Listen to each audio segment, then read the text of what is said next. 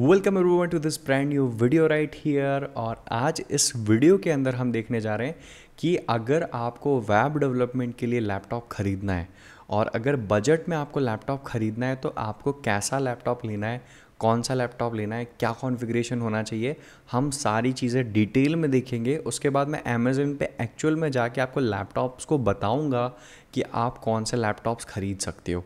तो अगर आप इस वीडियो को पूरा देखते हो ना तो आपको पूरा कंप्लीट आइडिया हो जाएगा कि अगर आपको एक बजट लैपटॉप लेना है 30,000 के अराउंड तो आप कौन सा लैपटॉप ले सकते हो और कौन सा लैपटॉप सही होगा। ठीक है, तो मैं जाऊंगा अपने स्क्रीन पर और आपके साथ शेयर करूंगा।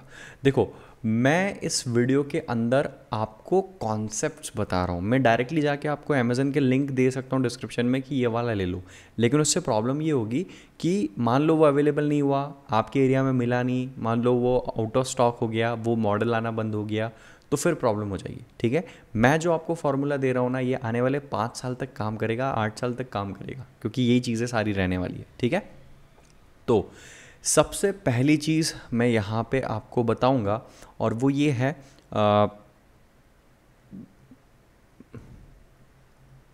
Budget laptop. हम यहाँ पे हेडिंग दे देते हैं। ठीक है, तो सबसे पहले हमें देखना है प्रोसेसर।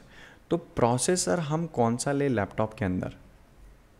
ठीक है, तो देखो यार, प्रोसेसर के लिए मैं बोलूँगा आपको प्रोसेसर, आज जब मैं ये वीडियो को रिकॉर्ड कर रहा हूँ, Core i3 आपको लेना है। ठीक है, और Core i3 में भी बहुत सारे वेरिएशंस आते हैं। तो Core i3 में फॉर एग्जांपल के लिए Core i3 में एक वेरिएशन आता है, जनरेशन्स आती है। तो अभी जो सबसे लेटेस्ट है ना, वो चल रहा है 11th जनरेशन। तो आपको हमेशा कोशिश करनी है कि जो सबसे नई जनरेशन हो ना वो आप लो। ठीक है, 2020 का जो था वो 10th जनरेशन था। तो आपको हमेशा ये ध्यान रखना है कि 11th या फिर 10th, अगर आप 2022 में ये वीडियो देख रहे हो, 23 में देख रहे हो, तो 12th या 13th जनरेशन हो जाएगा। ठीक है, तो इस चीज़ को समझना, 11th जनरेशन या 10th, 11th कोशिश करना है लेने की, Core i3 11th generation, 11th नहीं मिलता तो 10th भी चल जाएगा, इससे नीचे नहीं जाना है। इस चीज़ का ध्यान रखना है। प्रोसेसर के बाद जो सेकेंड चीज़ आपकी आती है वो आपकी होती है रैम। ठीक है, अब रैम आपको कितनी लेना है। बहुत सारे लोग बोलेंगे सर 2 GB में काम हो जाएगा, 3 में, 4 में। मैं बोलता हूँ यार, अगर 2021 में आप अगर कोई लैपटॉप ले रहे हो तो 8 GB रैम से कम अगर आप रैम ले रहे हो तो फिर लैपटॉप लो ही मत। ठीक है, क्योंकि इतना रैम तो मिनिमम लगेगा। और ख़ास करके जब आप डेवलपमेंट करोगे, मान लो फोटोशॉप का कुछ यूज़ लगता है, कुछ सॉफ्टवेयर्स आपके हैवी होते हैं, विंडोज़ 10 11 आप यूज़ करोगे तो वो खुद ही बहुत सारी रैम खा जाते हैं। 4 GB में काम नहीं होने वाला है, 8 GB मिनिमम रैम रखो। ठीक है, इससे कम रैम नहीं लेना है। आगे बात समझ में, तो Core i3 लेना है 11th जन या 10th जन, रैम मिनिमम 8 GB लेना है। उसके बाद हार्ड डिस्क। हार्ड डिस्क में क्या लेना है, हार्ड डिस्क में लेना है आपको, सबसे पहली चीज़ का ध्यान रखना है, SSD लेना है। अब ये क्या चीज़ होती है, SSD होती है आपकी सॉलिड स्टेट ड्राइव। ठीक है, तो SSD आप या तो 128 GB आपके लैपटॉप में, या फिर 256 GB, या तो फिर 512 GB, इन तीनों में से कुछ भी ले सकते हो। ठीक है, तो जनरली क्या होता है, ये जो होगी ना, अगर 128 GB होती है तो उसको हम C ड्राइव बना देंगे। अगर आपके कंप्यूटर में सिर्फ 128 है तो फिर हमें क्या करना पड़ेगा, एक एक्सटर्नल हार्ड ड्राइव भी लेनी पड़ेगी, जो बात की बात है, हम बाद में देखेंगे, ये ऑप्शनल है।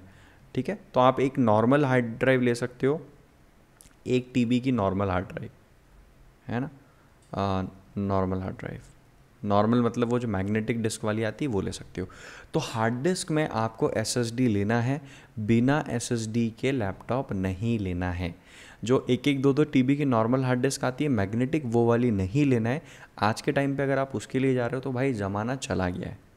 तो बेसिकली सबसे इम्पॉर्टेंट चीज़ें ये तीन ही है। सबसे पहला हो गया प्रोसेसर, ठीक है, सेकंड हो गया आपका रैम, और थर्ड हो गई आपकी हार्ड डिस्क।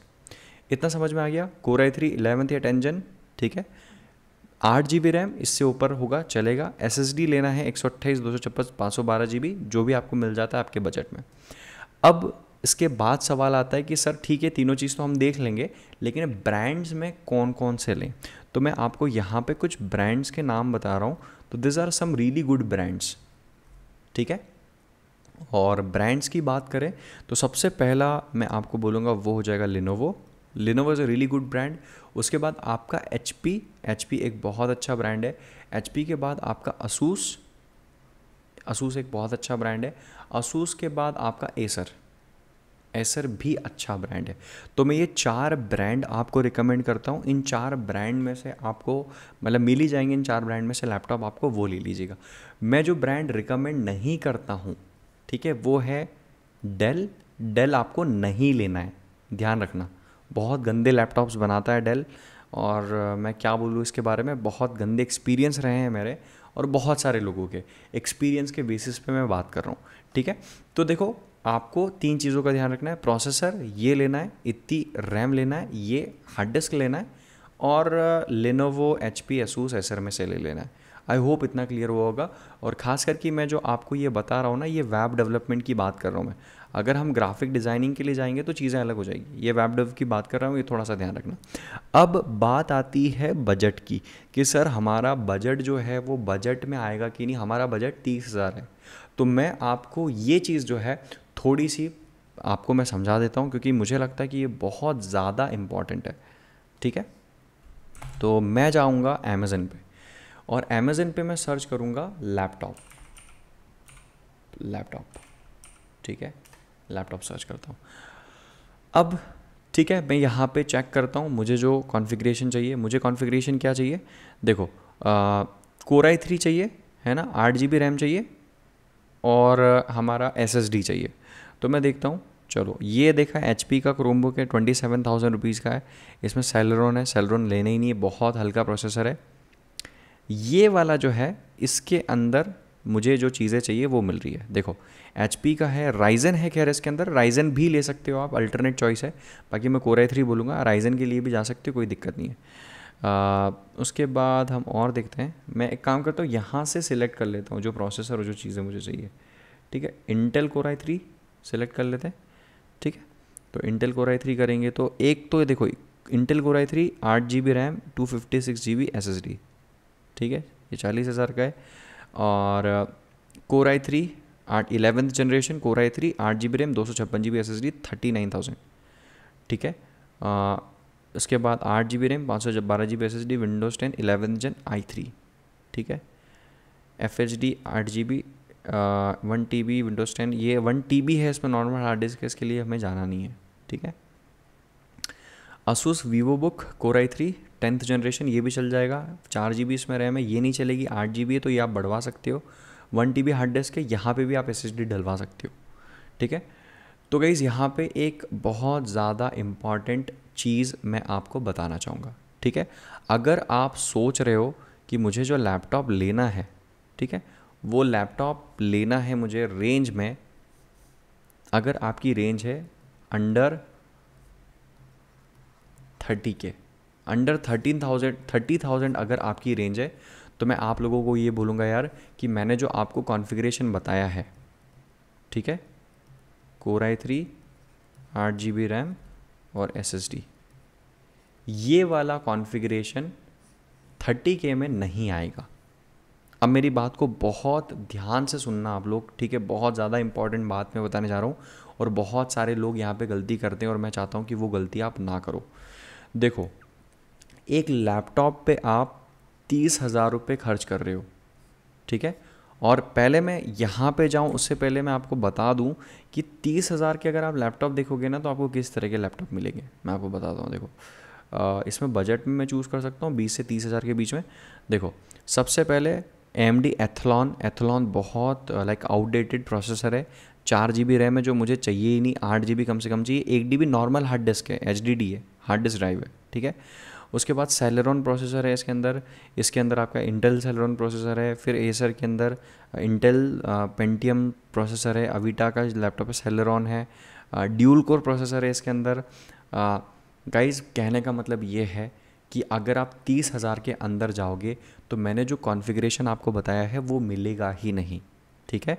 तो अगर आप सोच रहे हो कि सर 30,000 में ही मुझे लैपटॉप चाहिए, तो वो कॉन्फ़िगरेशन नहीं मिलेगा। अब आप बोलोगे कि सर मेरा बजट इससे ज़्यादा का नहीं है, तो मैं तो जो मिल रहा है वो ले लेता हूँ। तो एक बात मैं आपको यहाँ पे इम्पॉर्टेंट बताना चाहता हूँ। आपका जो लैपटॉप होता है ना, ठीक है, आप लैपटॉप आप ये समझो कि आपका जो वेब डेवलपमेंट है, ठीक है, वो एक वॉर है, ठीक है। और आपके जो लैपटॉप है ना, लैपटॉप आपका क्या है पता है? आपकी स्वॉर्ड है, ठीक है। तो मेरी बात, मुझे आप ये बताओ, इतना सा बता दो मुझे कि अगर आप एक वॉर पे जाओगे तो क्या आप ये एक्सेप्ट करोगे कि आपकी जो स्वॉर्ड हो वो बोटी हो?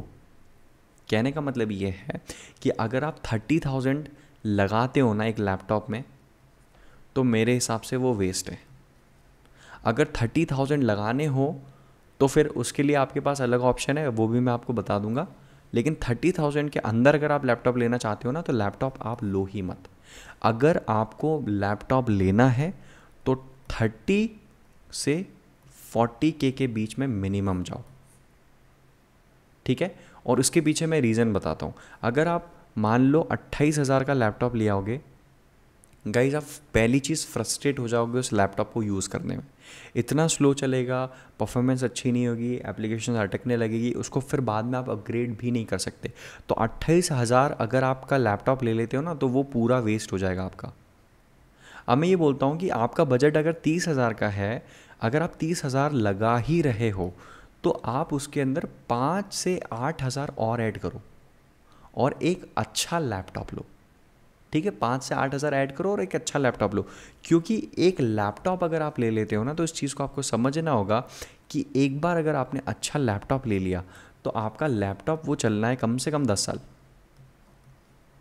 10 ईयर्स निकाल देगा आपका। मैंने 2011 में लैपटॉप लिया था, इट वॉज़ अराउंड 35,000 के अराउंड था, ठीक है। और आज 2021 है, एंड गाइस आज भी वो सेम उसी तरीके से काम कर रहा है। मैंने खैर उसमें रैम बढ़ा दी है और नॉर्मल हार्ड डिस्क थी, उसकी जगह SSD लगा दी है। ये दो चीज़ें करी है, बट स्टिल इट्स वर्किंग। तो मैं बोलता हूँ कि अगर आप 30,000 का लैपटॉप ले लोगे ना, तो आप परेशान होके 2 साल में उसको फेंक दोगे, रिजेक्ट कर दोगे, या फिर मर मर के उसको चलाओगे क्योंकि आपने पैसे लगा दिए। लेकिन 30,000 की बजाय अगर आप 5 से 8,000 रुपये का बजट बढ़ा लेते हो, 5 से 8,000 का बजट अगर आप बढ़ा लेते हो, तो आपको एक ऐसा लैपटॉप मिल जाएगा जिसको आप 10 साल यूज़ कर सकते हो। एंड गाइज एक बात मैं आपको बताता हूँ, ये मेरा एक्सपीरियंस रहा है कि अगर आप एक अच्छे PC पे काम करते हो, ठीक है, अच्छे परफॉर्मेंस वाले PC पे अगर आप काम करते हो, तो आपको काम करने में मज़ा आता है। Work is fun. Just imagine आपने कंप्यूटर को ऑन किया है ना, और वो 5 मिनट में ऑन हो रहा है। मैं आपको बताऊं मेरे पास मेरा कंप्यूटर का कॉन्फ़िगरेशन क्या है। आज की तारीख में मेरे पास 2 कंप्यूटर है। फर्स्ट वाला जो कंप्यूटर है उसका कॉन्फ़िगरेशन मैं आपको बताता हूँ, Core i9 प्रोसेसर, ठीक है, Core i9 प्रोसेसर 5 गीगाहर्ट्ज़ तक का इसका लाइक क्लॉक स्पीड है, और ये 9th जनरेशन है क्योंकि मैंने 2019 में लिया था। 32 GB ऑफ रैम है, ठीक है। उसके बाद 512 GB की NVMe SSD है, ये बहुत फास्ट SSD है। उसके बाद 2 TB की अलग से HDD है। उसके बाद 2 TB की एक एक्सटर्नल HDD है। उसके बाद ग्राफिक कार्ड वगैरह वो तो पूछो ही मत, ग्राफिक कार्ड वगैरह वो सारी अलग चीज़ें।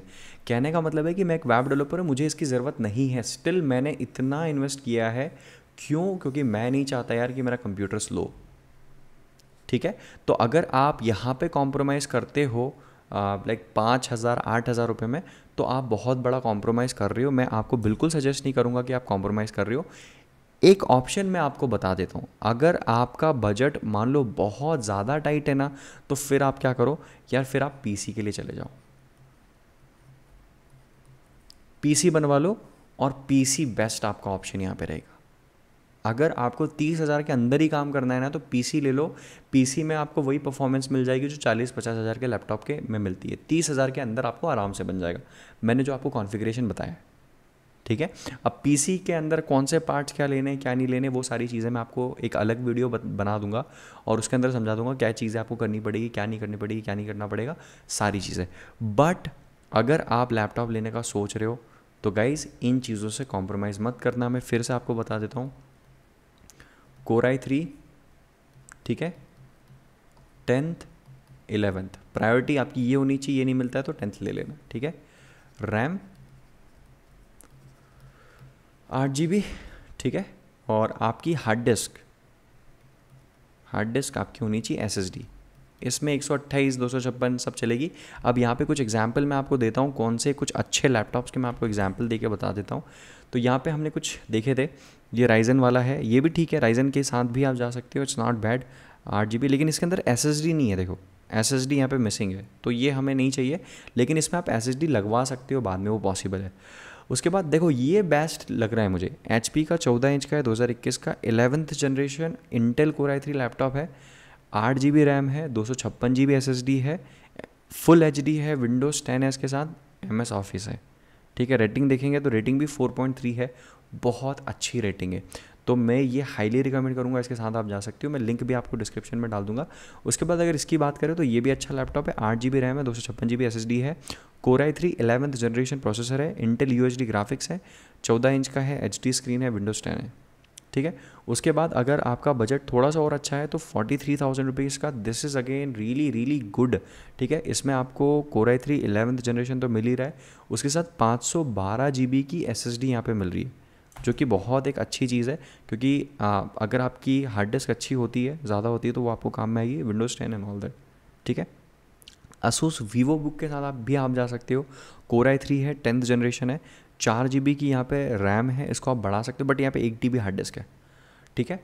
तो आप सभी लोगों को मैं यही बोलूँगा यार कि 35 से 40 हज़ार के बीच का बजट बनाओ, और अगर आपका वो बजट होना तो ही आप लैपटॉप को लो। अगर आपका वो बजट नहीं है तो प्लीज़ लैपटॉप को मत लो, पीसी ले लो। क्योंकि अगर आपने 30,000 का लैपटॉप ले लिया ना तो वो 30,000 आप बर्बाद कर दोगे, उसका कोई मतलब नहीं होगा, बहुत स्लो चलेगा, अटकेगा, साल 2 साल में आप सिर पटक के फिर बोलोगे नया ख़रीदना है, तो वो बर्बाद चले जाएंगे। लेना है 35-40 हज़ार तक का लैपटॉप लो, नहीं लेना है पीसी पे जाओ। पीसी कैसा बना सकते हो, क्या कर सकते हो, वो सारा मैं एक नया वीडियो बनाऊंगा, उसमें सारा एक्सप्लेन करूंगा। So that's it for this video. आप आई होप आपको पसंद आया होगा ये वीडियो, और अगर आपको कोई भी क्वेश्चन है तो कमेंट करके बताओ, कोई भी क्वेश्चन, जितने भी क्वेश्चन हो मैं सभी आंसर करूँगा। एंड जाते जाते मैं आपको ये बोलना चाहूँगा कि आप अगर एक लैपटॉप में इन्वेस्ट कर रहे हो ना, तो लैपटॉप में तो आपको इन्वेस्ट करना ही है डेफिनेटली, बट आप अपनी एजुकेशन पे भी इन्वेस्ट करो। लैपटॉप लेने के बाद buy some courses, buy some training, जहाँ पर आप खुद की स्किल्स को डेवलप कर सकते हो। क्योंकि 1 लाख का भी लैपटॉप ले लिया ना आपने, और अगर आपकी स्किल्स नहीं है तो वो कोई काम की नहीं है। तो अपनी स्किल्स को भी डेवलप करना है। मैंने लोगों को देखा है 50-50 हज़ार के लैपटॉप लेते हैं, लेकिन 1 रुपया खर्च करने में सोचते हैं जब ट्रेनिंग की बात आती है। एंड फॉर दैट रीज़न मैं एक फ्री ट्रेनिंग कर रहा हूँ, लिंक आपको डिस्क्रिप्शन में मिल जाएगा, जहाँ पर मैं आपको ये बताऊँगा कि कैसे आप अपना वेब डेवलपमेंट का करियर स्टार्ट कर सकते हैं इन जस्ट 90 डेज़। तो अगर अभी तक आपने वो चेकआउट नहीं किया तो make sure to checkout that. And that's it for this video. I hope आपको वीडियो पसंद आया होगा, लाइक कर देना वीडियो को, नए हो तो सब्सक्राइब कर देना, और अगर कोई भी क्वेश्चन हो तो कमेंट करके बताना। I will answer all of your queries in the comment section. Okay guys, thank you so much for watching, and I will going to see you next time. Bye bye.